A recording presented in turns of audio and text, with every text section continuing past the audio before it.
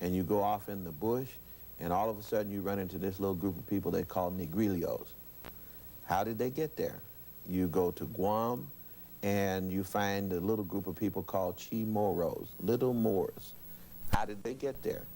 You go into Vietnam, and you find these black people in Vietnam. How did they get there?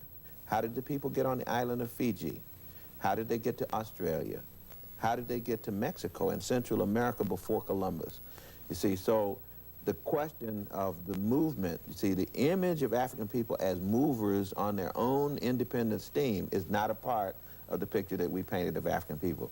But it's counter to the fact, because the fact is that African people were the first migrants in the first place.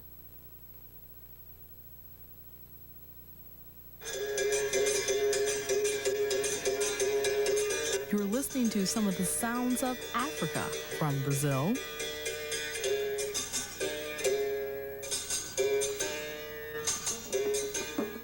Tobago, it's a long time, girl, me never see you. Come, let me hold your hand.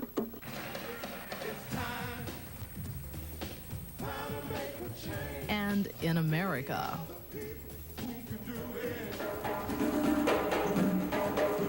Now we want you to see some of the sons and daughters of Africa in Russia, in the Philippines, and in the royal history of England. Some of these faces and places might surprise you. That's because most of our history books and many of our educators want you to believe that Africans only left Africa because of European slavery. Nothing could be further from the truth. No people ever migrated as much as Africans. When Eric the Red went into Iceland, he found black people. He reported it. The Vikings found blacks among them, Thorhall the hunter, Thorstein. Africans among the Vikings.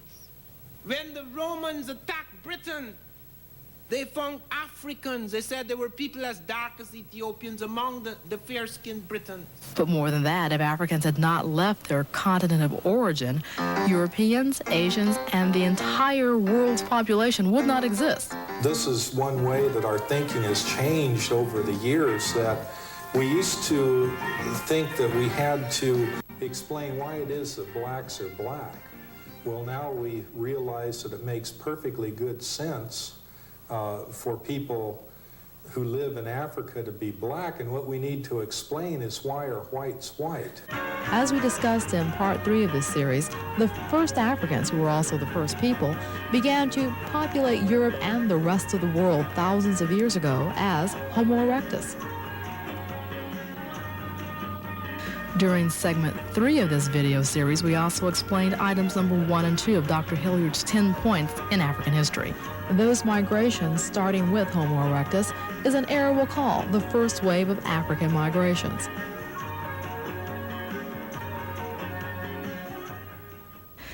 It essentially planted humanity. For the second major wave of African migration, we must move forward several thousand years to the Egyptian Empire. According to Dr. Hilliard and Dr. Van Sertima, the people of Kemet, which we know by its Greek name Egypt, held the Khoikhoi of southern Africa in high esteem.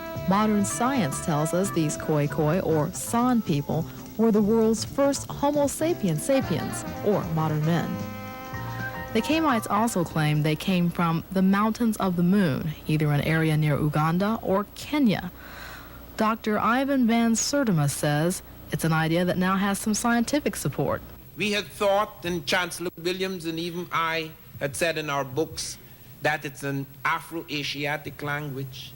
Now we have proof beyond any question that the Egyptian language is not Afro-Hamitic or Afro-Asiatic or Afro-Semitic or Afro-anything. It is fundamentally African. Those elements that came in later from other places and other peoples, those are surface elements, lexical elements, words here and there, which comes into every language, and they have nothing to do with the fundamental grammatical structure of Egyptian language, which is African. Egypt also brings us to the third wave of African migration. This took place in and around the 25th dynasty and probably during the reign of this man, Taharqa. Now, before we tell you about the migration, let's talk about the people. It's important to remember that the country of Egypt is in Africa. Its original people were Africans. They described themselves as black and were described as having black skin and woolly hair by noted Greeks and Romans. Any doubts about their racial heritage can be removed by looking at these stone photographs. You can also see some of the same faces in Mexico. The Olmec heads are kind of an embarrassment in that they widely and for a long time been recognized as looking black. They don't look like the typical, like we've all seen these Aztec figures with the long noses and very hatchet-faced people. The Olmec heads, on the other hand, are sort of wide and oblong and with flat noses and thick lips and you know, very black looking. How do you explain them getting there? I don't. Dr. Van Sertima says the ancient Africans sailed to the New World in boats such as these.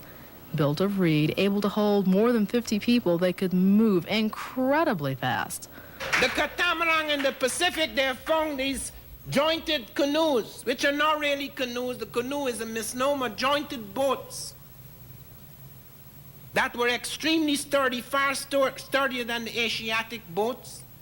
And they found one of them with 48 men, 24 rowing, 24 resting, which could cross so fast, it could move from Puerto Rico to Venezuela in a single day.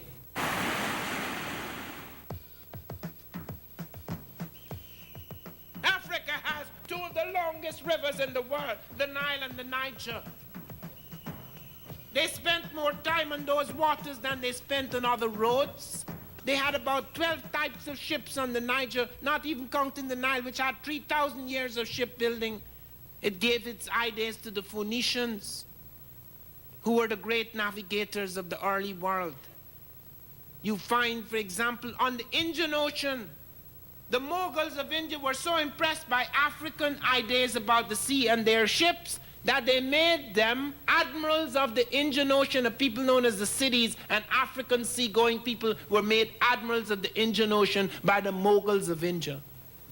The Chinese report Africans were bringing elephants to them in ships to the court of China 2 centuries before Columbus. You can't take elephants across the Indian Ocean in a dugout. But the Africans of Egypt's last cultural dynasty also sailed the seas in smaller vessels such as these, a feat Atlanta cardiologist Dr. Arthur Lee knows about personally. Abu Bakr had made the crossing probably 1311 with a fleet of 400 ships.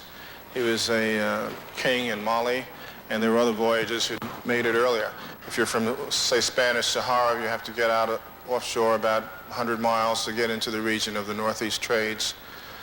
When I made the trip, I started out from the Canary Islands, and we were in Grand Canary. We left in the evening, about 10, about 4 hours sailing time, heading due south. We picked up the Northeast trades, and we carried them all the way right into the Caribbean. It's a real easy trip. Take it some time. Doctors Lee and Van Sertima say these African travelers were able to catch cross currents in the Atlantic to bring them back and forth. Dr. Van Sertima also says certain types of plants, which were a hybrid of North American and African origin, grew in Africa before Columbus came. These plants further support the world travel theory. And then there's the matter of maps. What is extraordinary about this map is that it shows the correct latitudinal and longitudinal coordinates between the African Atlantic coast and American Atlantic coast. Two other things are very extraordinary about it, that it's only 1 degree off from modern maps. No map produced in Europe before the space age has that accuracy.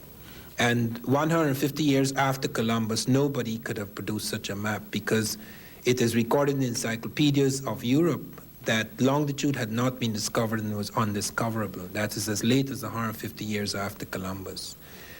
What this map does is that it shows the Atrato River in Colombia mapped accurately. Nobody had ever mapped that. And it shows that somebody had come up that jungle river, the Amazon, because the Amazon River is mapped for so many miles. It had never been mapped. So that you do not find, in the Columbus period, you do not find that kind of mapping. You do not find those places mapped at all. In fact, you do have about 100 years or so after Columbus, you may find one or two things, but they do not come even close in terms of their accuracy and sophistication. The belief is that, you know, people just came to the continent and we didn't go anywhere. We just sat there, okay? And so it was very difficult to get people to take a look at what Ivan van Sertima and other people have said and written. And I cannot say right now that everybody believes it, but we did get agreement on the fact that they are going to look for ways of showing that in the curriculum so that people understand that Africans have been around the world, and they did it prior to Columbus. Would you believe that? The next major wave of migration from Africa probably took place around the 6th century AD. At this time, Persia's Cambyses began to destroy everything in his path, including the 3,000-year cultural reign of Egypt.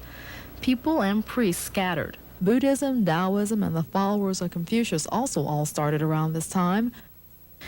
If so, it would explain why Buddhism took a strong hold in India, a place where blacks had lived for centuries. So, for example, in India today, you have 160 million black people with straight hair. But all the regular, what we call Afro-Asian. I've seen the blackest people I've ever seen in India.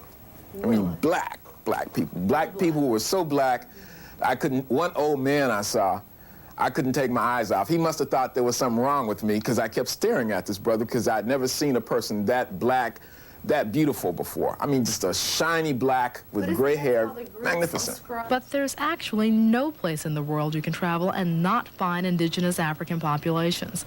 The Negritos of the South Seas. We've already talked about the Olmecs of Mexico. Even when Viking Eric the Red went to Iceland, he found Africans. We explained how Africans transported elephants to China as part of a 2,000-year trading partnership these two groups enjoyed. Africans are also described in places visited by ancient Greeks. They're even in Siberia and among the islands of Fiji and Samoa. And the people of West Africa obviously were the Africans who came to the New World. Of West Africa? Of West Africa. Tell me who they were and how they got here. These were the people from what Mali obviously stretched closer to the sea. Now, Harold Lawrence, who named Kofi Wangara, has done something on this in a book called African Explorers in the New World. Those are the African people who have left descendants. Then there are other groups with African names who may have also existed, but no longer have descendants. When we talk about culture, when we talk about the historicity of Saudi Arabia, you're telling me that there were several original cultures? Who were these people? What do we know about them? Correct. What people don't realize about Saudi Arabia is besides we have several cultures. We have Nabatean cultures. We have villages that we discovered in Al-Fao to the south of Saudi Arabia. The most prominent of the pre-Islamic civilizations in Saudi Arabia were the Nabateans. And most people don't know who these people are in looking at us from the West. But everybody knows, for instance, what Petra and Jerash is. The Nabateans are the same people. They controlled the spice routes and the trade routes inside the peninsula, and especially along the Red Sea coast. And one distinctive characteristic they have is that they built their villages in rock formations. And in Saudi Arabia, we have several of those that have been very beautifully preserved. And for instance, where we stand now would be very similar to what you would find in Madain Saleh or in Al-Fao to the south.